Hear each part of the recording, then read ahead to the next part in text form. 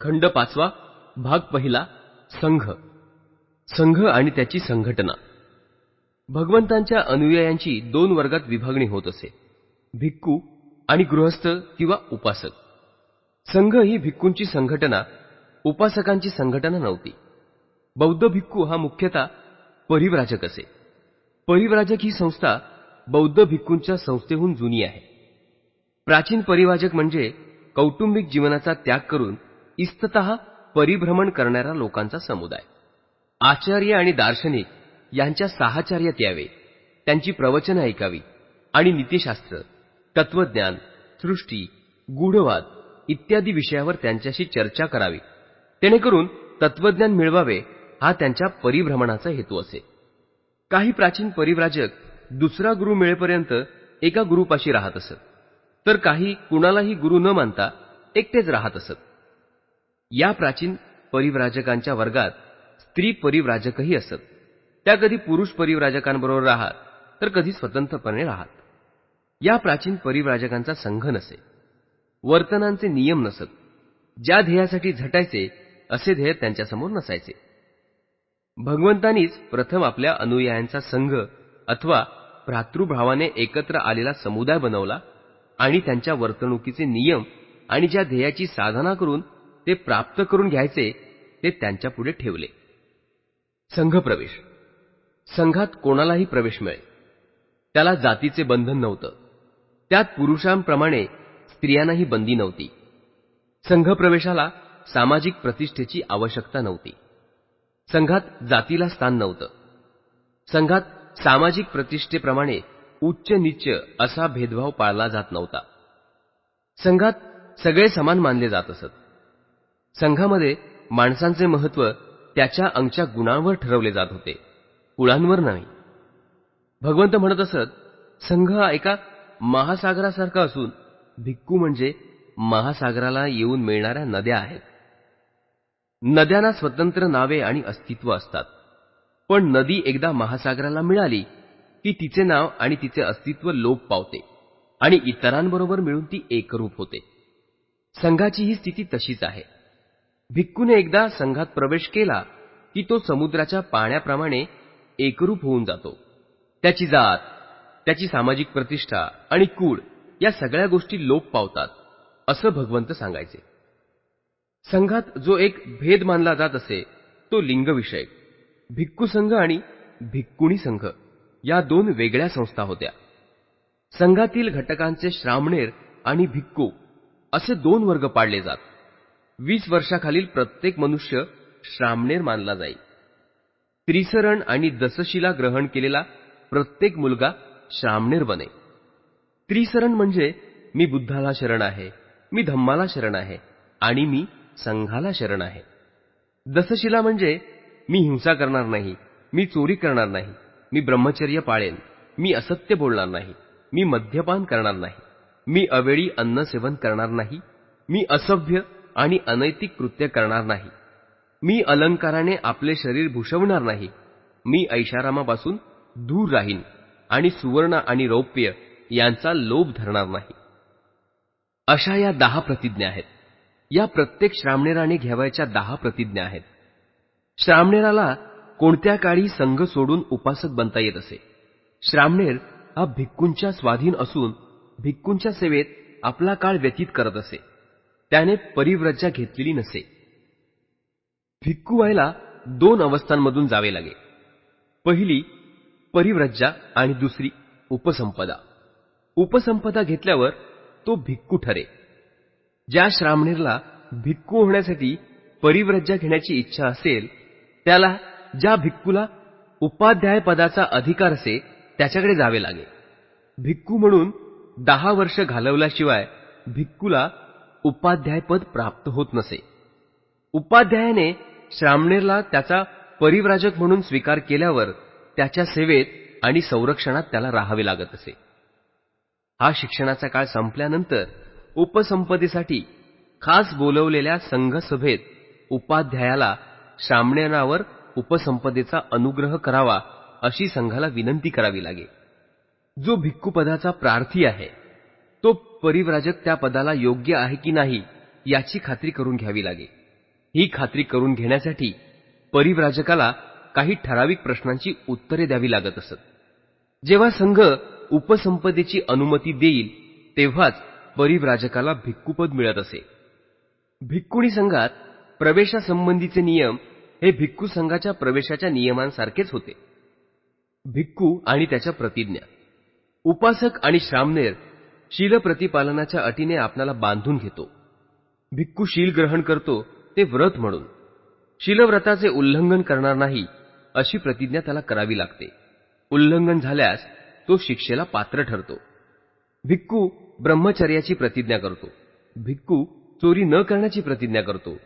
भिक्खू वृथावल्गना न करण्याची प्रतिज्ञा करतो. भिक्खू जीव हत्या न करण्याची प्रतिज्ञा करतो. नियम ज्यांची अनुज्ञा देत नाहीत त्या वस्तू न बाळगण्याची भिक्खू प्रतिज्ञा करतो. भिक्खूला खालील 8 वस्तू फक्त बाळगता येतात. शरीर आच्छादनासाठी 3 चिवरे, ती म्हणजे कमरेस गुंडाळण्याचे अंतर्वासक, अंगावर घ्यावयाचे उत्तरासंग आणि थंडी वाऱ्यापासून संरक्षण करण्यासाठी संघाटी हे वस्त्र, करगोटा, भिक्षापात्र, वस्तरा, सुई धागा, पाणी गाळण्याचा कपडा. भिक्खू निर्धर राहण्याची प्रतिज्ञा करतो. अन्नासाठी त्याने भिक्षा मागितली पाहिजे. भिक्षेवर त्याने आपली उपजीविका केली पाहिजे. दिवसातून एकच वेळ त्याने भोजन घेतले पाहिजे. ज्या ठिकाणी संघासाठी विहार बांधला नसेल त्या ठिकाणी त्याने झाडाखाली राहिले पाहिजे. भिक्खू आज्ञापालनाची प्रतिज्ञा करत नाही. आपल्याहून श्रेष्ठाचा मान राखणे, औपचारिक नम्रता दाखवणे या गोष्टी श्रमणाकडून अपेक्षित असतात. भिक्खूंची मुक्ती आणि गुरु म्हणून उपयुक्तता ही त्याच्या साधनेवर अवलंबून असते. त्याने वरिष्ठांच्या ऐवजी धम्माची आज्ञा पाळायची असते. त्याच्या वरिष्ठाजवळ प्रज्ञा किंवा मोक्षदानाचे दैवी सामर्थ्य असते असे तो मानत नाही. अधःपतन किंवा उद्धार हा ज्याच्या त्याचा स्वाधीन आहे, म्हणून त्याला विचार स्वातंत्र्य असले पाहिजे. प्रतिज्ञाभंग घडल्यास भिक्खूच्या हातून पाराजिका हा दोष होतो. पाराजिका दोषात शिक्षा म्हणजे संघातून हकालपट्टी करणे. भिक्खू आणि धार्मिक दोष. भिक्खूंकडून घडलेला प्रतिज्ञाभंग हा त्याने धर्माविरुद्ध केलेला अपराध असं समजलं जातं. या अपराधाशिवाय भिक्खूच्या बाबतीत इतरही काही अपराध मानले जात. त्यांना संघदिसेस अशी संज्ञा होती. विनय पिटकामध्ये अशा 13 अपराधांची यादी आढळते. ते पाराजिकासारखे आहेत. भिक्खू आणि प्रतिबंध. संघदिसेस आणि पाराजिका याशिवाय भिक्खूला काही प्रतिबंध किंवा नियम पाळावे लागत. गृहस्थासारखा भिक्खू वाटेल ते करू शकत नाही. यापैकी एक प्रतिबंध प्रणालीला निस्सगीय पच्चितीय अशी संज्ञा असून त्यात भिक्खूने पाळायचे 26 प्रतिबंध समाविष्ट होतात. हे प्रतिबंध चिवर, लोकरीचा बिछाना, भिक्षापात्र आणि औषधी यांच्या स्वीकृती अस्वीकृती संबंधीचे आहेत. काही प्रतिबंध सुवर्ण आणि रौप्य यांचे दान घेणे किंवा न घेणे यासंबंधीचे आहेत. काही संघाला मिळालेली मालमत्ता स्वतः स्वीकारण्याच्या आणि देवघेवीच्या कामी नेमलेल्या भिक्खू संबंधीचे आहेत. या प्रतिबंधाच्या उल्लंघनास निस्सनीय म्हणजे परतफेड आणि प्रचित्तीय म्हणजे पश्चाताप व्यक्त करणे या शिक्षा सांगितलेल्या आहेत. या प्रतिबंधाशिवाय भिक्खूला पच्चितीय या नावाचे 92 निर्बंध पाळावे लागतात. भिक्खू आणि शिष्टाचाराचे नियम. भिक्खूचे वर्तन चांगले असावे. त्याची चाल वागणूक इतरांना आदर्शवत वाटेल अशी असावी. यासाठी भगवंतांनी शिष्टाचाराचे अनेक नियम केलेले आहेत. शिष्टाचाराच्या नियमांना सेखीय धम्म अशी संज्ञा असून त्यांची संख्या एकंदरीत 75 एवढी आहे. भिक्खू आणि दोष परीक्षा. कसं वागायचं आणि कसं वागायचं नाही यासंबंधीचे नियम केवळ औपचारिक नाहीत. त्यांना कायद्याचे स्वरूप असून त्यात आरोप ठेवणे, न्यायपरीक्षा आणि शिक्षा यांचा अंतर्भाव होईल. योग्य रीतीने नियोजलेल्या न्यायमंडळाशिवाय भिक्खूला शिक्षा करता येत नसे. हे न्यायमंडळ ज्या ठिकाणी भिक्खूच्या हातून अपराध घडला त्या ठिकाणी राहणाऱ्या भिक्खूंचे बनवले जाईल. न्यायमंडळासाठी लागणारी भिक्खूंची आवश्यक संख्या उपस्थित असल्याशिवाय भिक्खूंची न्यायपरीक्षा होत नसे. आरोप निश्चित असल्याशिवाय कोणत्याही न्यायपरीक्षेला कायदेशीर स्वरूप येत नसे. कोणतीही न्यायपरीक्षा आरोपीच्या अनुपस्थितीत केल्यास तिला कायदेशीर स्वरूप येत नसे. आरोपीला स्वतःच्या बचावाची पूर्ण संधी दिली नसल्यास कोणतीही न्यायपरीक्षा कायदेशीर मानली जात नव्हती.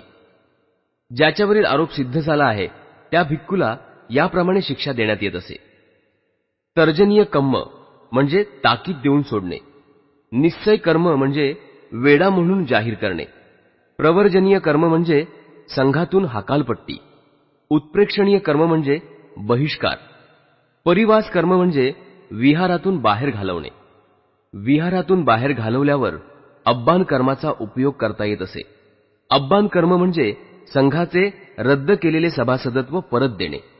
अब्बान कर्म हे विहारातून बाहेर घालवल्यानंतर भिक्खूने आपली वागणूक नीट ठेवून संघाचे समाधान केले आणि संघाने क्षमा केली तरच केले जात असे.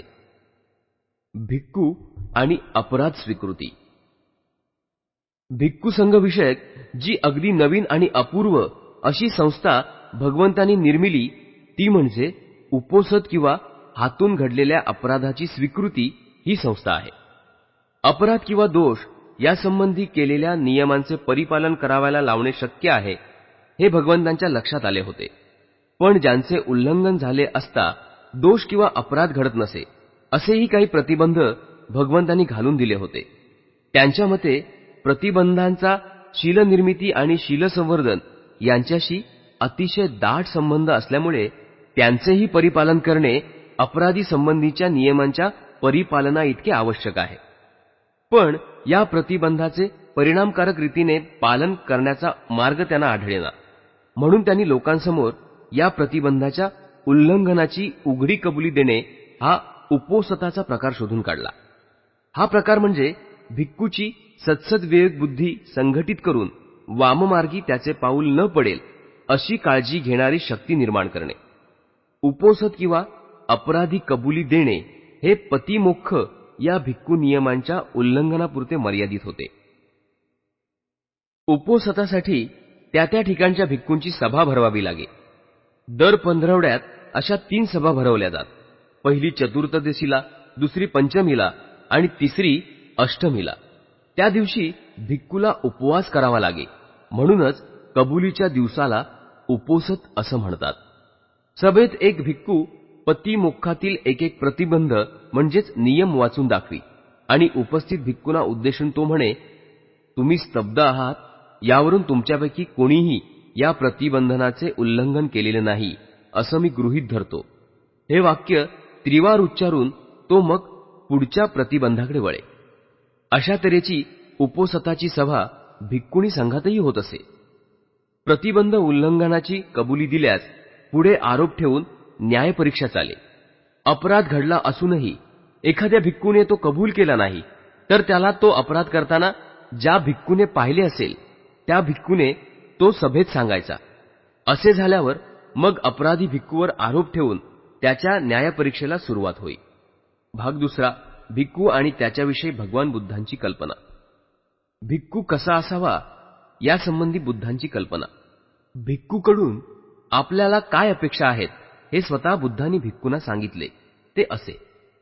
जो कोणी चित्तमल धुवून टाकल्याशिवाय त्याप्रमाणे सत्य आणि संयम यांचा मान न राखता काशाय वस्त्रे धारण करण्याची इच्छा व्यक्त करतो तो ती वस्त्र परिधान करायला लायक नाही. पण ज्याने चित्तमलाचे परिमार्जन केले आहे, ज्याच्या अंगी सद्गुणाची वाढ झालेली आहे, जो सत्य आणि संयम पाळायला शिकला आहे तोच खरोखर काशाय वस्त्रे धारण करण्यास योग्य आहे. जो मनुष्य दुसऱ्याजवळ नेहमी भीक मागतो म्हणून तो काही भिक्खू होऊ शकत नाही. जो धम्माचे पालन करतो तोच खरा भिक्खू आहे. केवळ भिक्षा मागणारा भिक्खू ठरत नाही. ज्याला दुष्टपणा स्पर्श करत नाही, जो अव्यभिचारी आहे, जो सावधानपणाने जगात परिभ्रमण करतो तो खरोखर भिक्खू होय. सामान्य जनांना अप्राप्त असे मुक्तिसुख, विनय, शील, पांडित्य, एकांतवास आणि ध्यान यामुळेच लाभत नसून हे भिक्खू ज्याने वासनांचा क्षय केला आहे त्यालाच ते सुख संपादन करता येते असं निश्चितपणे म्हणता येईल. ज्याच्या वाणीत संयम आहे, जो विचारपूर्वक बोलतो, जो लीन आहे, जो धम्म स्पष्ट करतो अशा भिक्खूंचे भाषण एकदम मधुर असते. धम्मात आनंद मानणारा, धम्मात रममाण होणारा, धम्माचे चिंतन करणारा, धम्माचे सदैव स्मरण ठेवून त्याप्रमाणे वागणारा असा भिक्खू सद्धम्मापासून कधीही बाजूला होणार नाही. जे आपल्याला लाभले आहे त्याची अवहेलना करू नये, दुसऱ्याला लाभलेल्याची स्पृहाही करू नये, दुसऱ्याचा मत्सर करू नये. जो भिक्खू दुसऱ्याचा मत्सर करतो त्याला मानसिक समाधान कधीही लाभत नाही. अल्पच का होईना पण जे मिळाले आहे त्याचा जो अव्हेर करत नाही, जो शुद्धजीवी आहे, प्रमादरहित आहे, अशांची देवसुद्धा प्रशंसा करतात. जो आपले नामरूप म्हणजेच आपण असे समजत नाही आणि जो नष्ट झाला आहे त्याबद्दल दुःख करत नाही, त्याला खरोखर भिक्खू मानावे. जो भिक्खू मैत्रीत रमलेला आहे, जो बुद्ध शासनात प्रसन्न असतो, तो वासनाच्या क्षयाने प्राप्त होणारे सुखमय शांतीपद निब्बाण प्राप्त करतो. हे भिक्खू, तू ही नाव रिकामी कर. रिकामी झाली म्हणजे ती हलकी होईल. राग आणि द्वेष यांचा नाश केलास तर तू निर्वाणाला जाशील. 5 बंधनांना तोडून टाकावे, 5 बंधनांचा त्याग करावा, 5 बंधनावर मात करावी. 5 बंधनांच्या पलीकडे गेलेल्या भिक्खूला ओघतीर्ण असं म्हणतात. हे भिक्खू, ध्यान कर, प्रमादात राहू नकोस, आपले चित्त कामोपभोगात रमू देऊ नकोस. प्रज्ञेशिवाय ध्यान शक्य नाही, ध्यानाशिवाय प्रज्ञा नाही. ज्याच्याजवळ प्रज्ञा आणि ध्यान या दोन्ही गोष्टी आहेत असा पुरुष निर्वाणाच्या अगदी जवळ आहे. ज्या भिक्खूने एकांतवास केला आहे, ज्याचं मन अगदी शांत आहे, त्याला धम्माचे सम्यक आकलन झाले असता अलौकिक आनंद होतो. प्रज्ञायुक्त भिक्खूच्या जीवनाला इंद्रियावर ताबा ठेवणे, संतुष्ट असणे, धम्माने घालून दिलेल्या नियमांचे पालन करणे, ज्यांचे जीवन शुद्ध आहे, जे आलस्यरहित आहेत, अशा थोर मित्रांची संगत ठेवणे यापासून प्रारंभ होतो. आपली उपजीविका प्राप्त भिक्षेवर करेल, आपली कर्तव्ये यथायोग्य पार पाडील, तो आनंदभरात आपल्या दुःखाचा अंत करेल. स्वतःला स्वतःच जाग कर, स्वतःचीच परीक्षा कर. असा आत्मरक्षित आणि सावधान चित्त झाल्यावर हे भिक्खू, तू सुखाने राहशील. कारण मनुष्य स्वतःच आपला स्वामी आहे, जो स्वतःच आपली गती आहे. म्हणून ज्याप्रमाणे व्यापारी उमद्या घोड्याला आपल्या ताब्यात ठेवतो, त्याप्रमाणे मनुष्याने आपले नियमन करावे. जो भिक्खू अप्रमादी राहण्यात आनंद मानतो, जो अविचाराचे भय मानतो, तो आपले लहान मोठे बंध जाळून संचार करत असतो. जो भिक्खू चिंतनात आनंद मानतो, अविचाराचे भय मानतो, तो कधीही आपल्या पूर्ण अवस्थेपासून बाजूला होत नाही. तो सदैव निब्बाण सानिध्य अनुभवतो. गौतमाचे शिष्य हे सदैव जागृत असतात आणि त्यांचे विचार रात्रंदिवस बुद्धाचे ध्यान करतात. गौतमाचे शिष्य हे सदैव जागृत असतात आणि त्यांचे विचार रात्रंदिवस संघावर एकाग्र झालेले असतात. गौतमाचे शिष्य हे सदैव जागृत असतात आणि त्यांचे विचार धम्मावर रात्रंदिवस केंद्रित झालेले असतात. गौतमाचे शिष्य हे सदैव जागृत असतात आणि त्यांचे विचार स्वशरीराच्या सर्व क्रियांचे रात्रंदिवस ध्यान करतात. गौतमाचे शिष्य एक सदैव जागृत असतात आणि त्यांचे मन रात्रंदिवस करुणेत समाधान मानते. गौतमाचे शिष्य हे सदैव जागृत असतात आणि त्यांचं मन रात्रंदिवस चिंतनात आनंद मानतं. संसार त्याग बिकट आहे, संसार उपभोग बिकट आहे, विहारवास बिकट आहे, गृहवास दुःखदायक आहे. समाजाबरोबर एकत्र राहणे आणि सर्व गोष्टी त्यांच्याबरोबरच समानतेने सेवणे हे दुःखकर आहे. परिभ्रमण करणाऱ्या भिक्खूसमोर दुःखच वाढून ठेवलेले आहे. ज्याच्या ठिकाणी धम्मश्रद्धा आहे, शील आणि यश यांनी जो ऐश्वर्यवान आहे, तो कुठेही गेला तरी सर्वत्र पूजनीय ठरतो. भिक्खू आणि तपस्वी. भिक्खू म्हणजे तपस्वी आहे का? याचं उत्तर नाही असं आहे. स्वतः भगवंतांनीच निग्रोध नावाच्या परिव्राजकाबरोबर झालेल्या संवादात या प्रश्नाचे नकारात्मक उत्तर दिलंय. एकदा भगवंत राजगृहाजवळील गृध्रकूटावर राहत होते. त्यावेळी उंदुबरिका राणीच्या उद्यानामध्ये राहणाऱ्या पुष्कळशा परिव्राजकांमध्ये निग्रोध नावाचा एक परिव्राजक होता. त्या सुमारास भगवंत गृध्रकूटावरून उतरून सुमंगंगा नदीच्या काठावर ज्या ठिकाणी मोरांना दाणे घालत त्या ठिकाणी मोकळ्या हवेत येरझारा घालत होते. त्यावेळी निगरोधाने भगवंतांना येरझारा घालताना पाहिले. तेव्हा तो आपल्या परिव्राजक अनुयायांना म्हणाला, कृपा करून शांत रहा. श्रमण गौतम सुमंगधेच्या तीरावर आहेत. त्यांच्या सांगण्यावरून सगळे परिव्राजक स्तब्ध राहिले. नंतर भगवंत परिव्राजक निगरोधाजवळ गेले. निगरोध त्यांना म्हणाला, भगवंत या, मी आपले स्वागत करतो. आपण इथे आगमन करण्याचा निश्चय करण्यापूर्वी पुष्कळच विचार केला असावा. या इथे सिद्ध असलेल्या आसनावर आपण बसावे. पुढे केलेल्या आसनावर भगवंत स्थानापन्न झाले. निगरोध भगवंतापेक्षा एका ठेंगण्या आसनावर त्यांच्याच बाजूला बसला. नंतर निगरोध भगवंतांना म्हणाला, श्रमण गौतम, आमच्या या चमूत आले आहेत त्यांना आम्ही एक प्रश्न विचारतो. भगवंतांचा धर्म काय? आपल्या शिष्यांना ते काय धर्मविनय शिकवतात? आणि असे भगवंतांनी आत्मसुखप्राप्ती शिकवलेले शिष्य कशाला शरण जातात?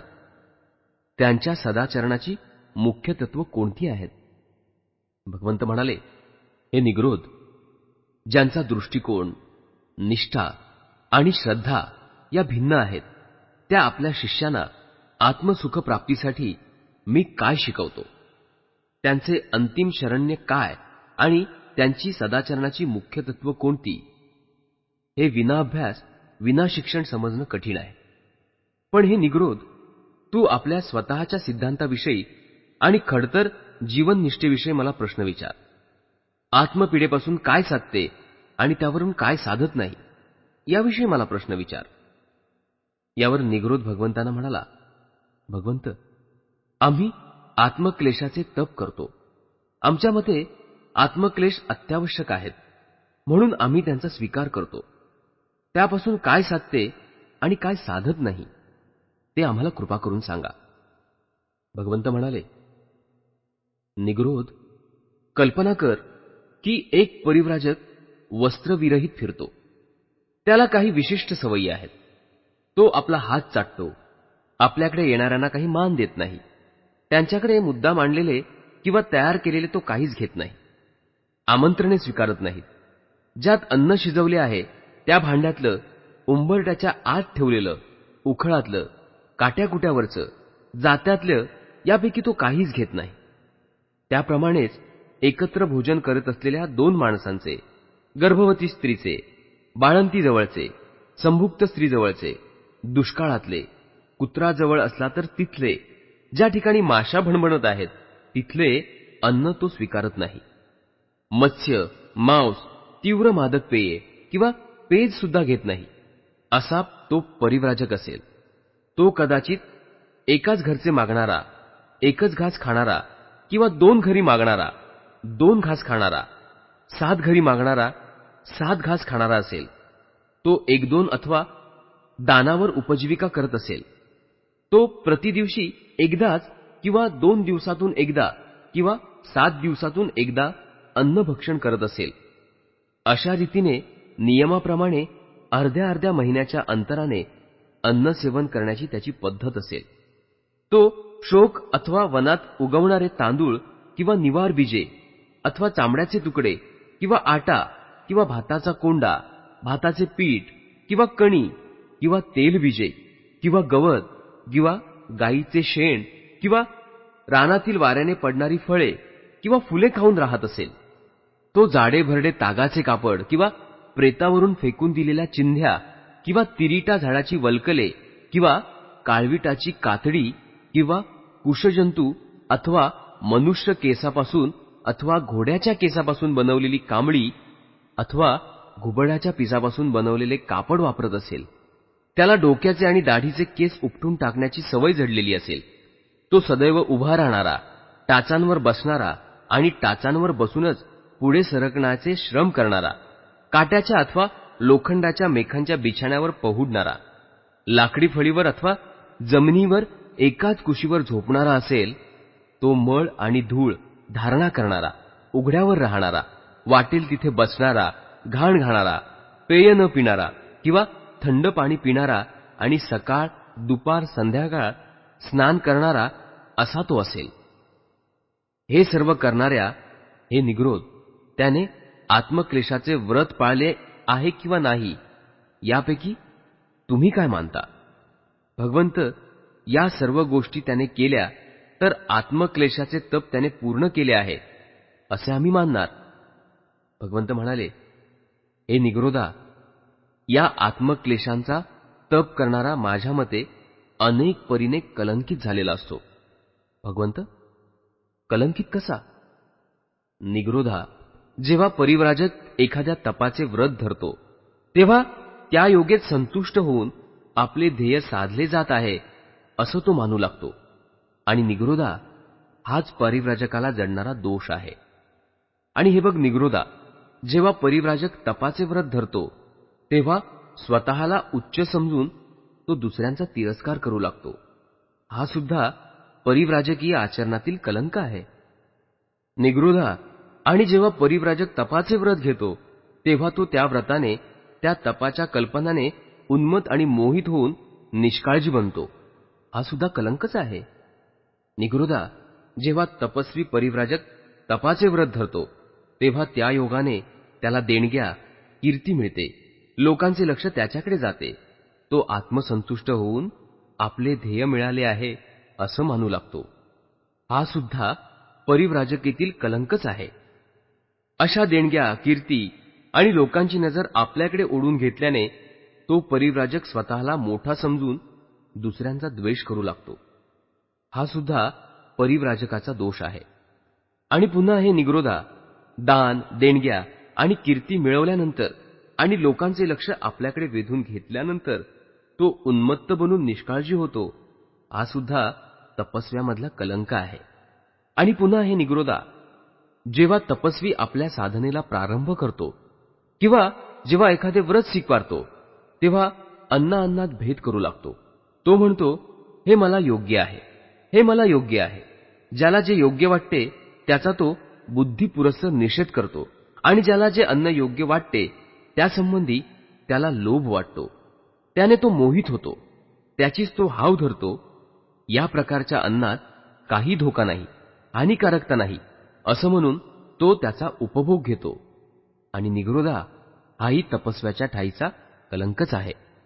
आणि पुन्हा हे निग्रोधा, दान, धर्म, कीर्ती, लोकप्रियता, मान यांच्या लोभामुळे तो असा विचार करतो की राजा मला मान देईल, माझा सन्मान करेल, त्याचे कर्मचारी, क्षत्रिय, ब्राह्मण, गृहस्थ आणि मोठमोठे आचार्यही मला मान देतील. हा तपस्व्याच्या ठाईचा कलंक आहे.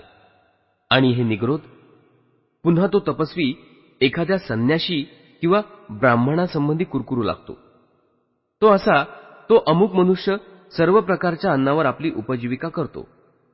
तो कंदमुळं, फळ, शाक आणि धान्य बिया जत्त्यासारख्या आपल्या जबड्याने जगळतो, तरी सुद्धा लोक त्याला पवित्र मानतात.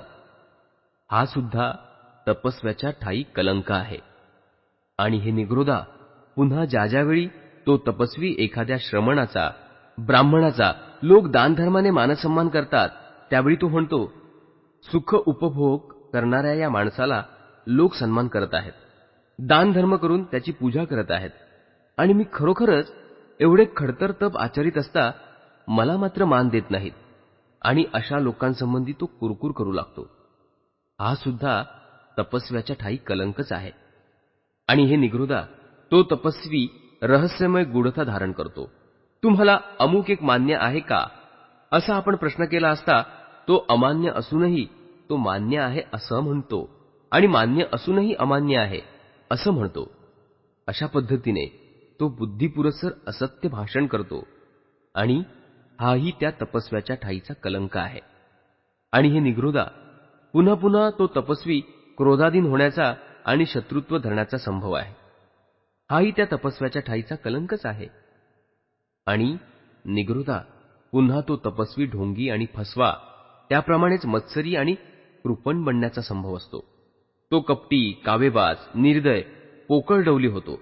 दुसऱ्यांसंबंधी दुष्ट वासना बाळगून तो त्यांच्या आहारी जातो. भ्रामक मत स्वतःशी बाळगून दैवी तर्कातील सिद्धांतावर तो श्रद्धा ठेवू लागतो. आपल्या अनुभवांना चुकीचा अर्थ चिकटवू लागतो. लोभी बनून त्यागभावना विसरू लागतो.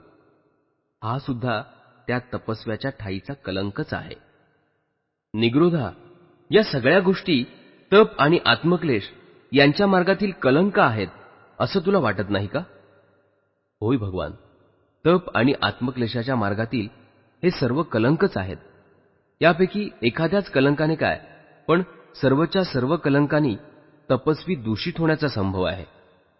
भिक्खूंनी हे असले कलंक आपल्याला जडू देता कामा नये. भिक्खू आणि ब्राह्मण. भिक्खू आणि ब्राह्मण हे एकच आहेत का? या प्रश्नाचे उत्तर सुद्धा नकारार्थीच आहे. या विषयावरील चर्चा कोणत्याही एका ठिकाणी झालेली नाही. ती सर्वत्र विखुरलेली आहे.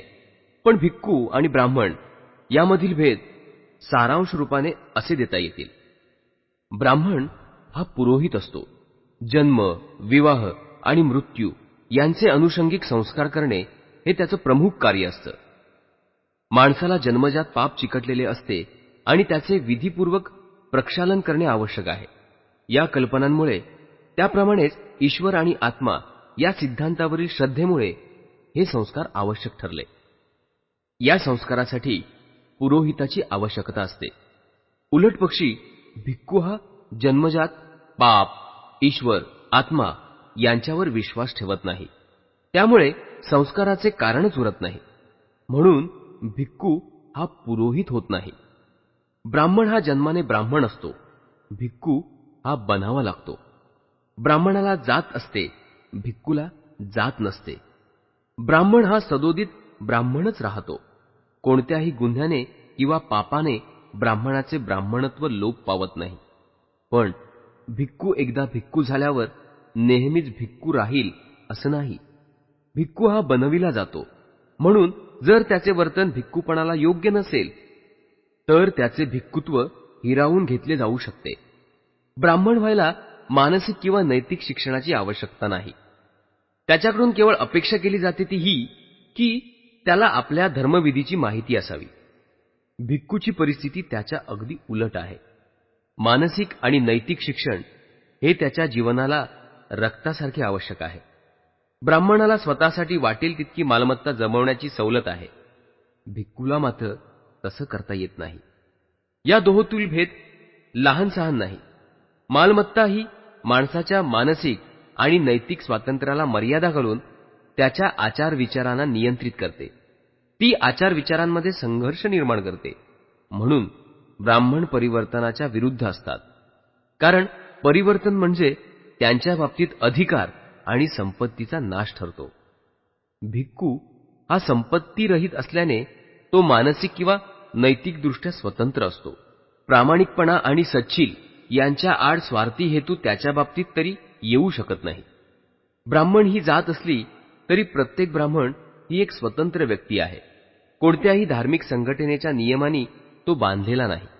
आपले नियमन तो आपण स्वतःच करणारा, आपल्या जातीशी तो ज्या सामान्य हितसंबंधांनी बांधलेला आहे ती हिते अगदी भौतिक असतात. उलटपक्षी भिक्खू हा सदैव संघाचा एक घटक असतो. संघाचा घटक असल्याशिवाय कोणी भिक्खू होऊ शकेल हे शक्य नाही. भिक्खू हा स्वतःचे नियम स्वतःसारखे करत नसून तो संघाने नियंत्रित असतो. संघ ही एक आध्यात्मिक संघटना आहे. भिक्खू आणि उपासक. धम्मामध्ये भिक्खूचा धम्म आणि उपासकांचा धम्म यात विशेष भेद करण्यात आला आहे. भिक्खू हा ब्रह्मचर्याला बांधलेला आहे. ही गोष्ट उपासकांची नाही. त्याला लग्न करता येतं. भिक्खूला घर किंवा कुटुंब असू शकत नाही. याच्या उलट उपासकाला घर आणि कुटुंब दोन्ही गोष्टी असतात. भिक्खूला मालमत्ता बाळगता येत नाही. उपासकाला ती ठेवता येते. भिक्खूला हत्या न करण्याचा निर्बंध आहे. उपासकाला तरी तसा निर्बंध नाही. पंचशिलेचे नियम दोघांनाही पाळायचे असतात. पण भिक्खूला ते प्रतिज्ञारूप असतात. ते मोडल्यास तो शिक्षेला पात्र होतो. उपासकाच्या बाबतीत ते पाळण्याजोगे नियम या स्वरूपाचे असतात. पंचशिलेचे परिपालन हे भिक्खूच्या बाबतीत सक्तीचे असते. उपासकाच्या बाबतीत ते त्याच्या इच्छेवर अवलंबून असते. भगवंतांनी असा हा भेद का केला असावा? काहीतरी सबळ कारण असल्याशिवाय ते असा भेद करणार नाहीत. भगवंतांनी त्या भेदाचं कारण कुठेही स्पष्ट केलं नसल्यामुळे ते तर्काने जाणावे लागते. काहीही असलं तरी ते कारण जाणणं आवश्यक आहे. आपल्या धम्माच्या साहाय्याने इहलोकी सदाचरणाचे राज्य स्थापन करावे असा भगवंतांचा उद्देश होता, यात कोणताही संशय नाही. म्हणूनच तर भगवंतांनी आपला धम्म भिक्खू किंवा उपासक असा भेद न करता सगळ्यांना शिकवला. पण भगवंतांना माहीत होतं की सामान्य माणसाला केवळ धम्म शिकवल्याने सदाचरणावर आधारलेला आदर्श समाज निर्माण होणे शक्य नाही. आदर्श हा व्यवहार्य असला पाहिजे. एवढेच नव्हे तर तो व्यवहार्य कसा आहे हे उदाहरणाने यथार्थ पटवले पाहिजे. तेव्हाच लोक त्याच्यासाठी झटतात आणि तो कृतीत उतरवण्यासाठी प्रयत्न करतात. अशी ही झटण्याची वृत्ती निर्माण करण्यासाठी आणि सामान्य माणसाला हा आदर्श अव्यवहार्य नसून व्यवहार्य आहे हे पटवण्यासाठी त्या आदर्शानुसार वर्तन ठेवणाऱ्या समाजाचे चित्र सामान्य माणसापुढे ठेवणे आवश्यक आहे. संघ म्हणजे भगवंतांनी शिकवलेल्या धम्माचे आचरण करणाऱ्या समाजाचा एक नमुना आहे. आणि म्हणूनच भगवंतांनी भिक्खू आणि उपासक यांच्यामध्ये भेद केला. भिक्खू म्हणजे बुद्धाचा आदर्श, समाजाचा मार्ग दाखवणारा प्रकाश, आणि शक्यतो त्या भिक्खूच्या पावलावर पाऊल ठेवून जाणे हे उपासकाचं काम आहे. दुसऱ्या एका प्रश्नाचं उत्तर देणं आवश्यक आहे, आणि तो प्रश्न म्हणजे भिक्खूचं कार्य कोणतं? भिक्खू केवळ व्यक्तिगत साधनेला वाहून घ्यायचे की त्यांनी लोकांना मार्गदर्शन करून त्यांची सेवा करायची? त्यांनी दोन्हीही कार्य केली पाहिजेत. व्यक्तिगत साधनेशिवाय तो मार्गदर्शनास लायक ठरत नाही. म्हणून तो स्वतःसाठी प्रथम सर्वश्रेष्ठ, धार्मिक, ज्ञानसंपन्न अशी व्यक्ती बनला पाहिजे. यासाठी त्याने व्यक्तिगत साधना करण्याचा सतत प्रयत्न केला पाहिजे. भिक्खू गृहत्याग करतो, पण तो जगापासून निवृत्त होत नाही. गृहत्याग करण्याचा त्याचा हेतू ज्यांना गृहासंबंधी आसक्ती वाटते, पण ज्यांचे जीवन दुःख आणि दैन्य यांनी व्याप्त असून जे असहाय्य असतात, अशा गृहस्थांची किंवा अशा लोकांची सेवा करण्याची संधी किंवा स्वातंत्र्य मिळावे हा असतो. धम्माचे मूलतत्व करुणा हे आहे, आणि त्यानुसार प्रत्येकाने प्राणीमात्रावर प्रेम केले पाहिजे आणि त्यांची सेवा केली पाहिजे. भिक्खू करुणेच्या परिपालनास अपवाद नाही. भिक्खू आध्यात्मिक संस्कारात कितीही परिपूर्ण असला तरी जर तो मानव जातीच्या दुःखाबाबत उदासीन असेल तर तो भिक्खू या संज्ञेला पात्र ठरत नाही. त्याला इतर काही संज्ञेने संबोधता येईल, पण भिक्खू या संज्ञेने संबोधता येणार नाही.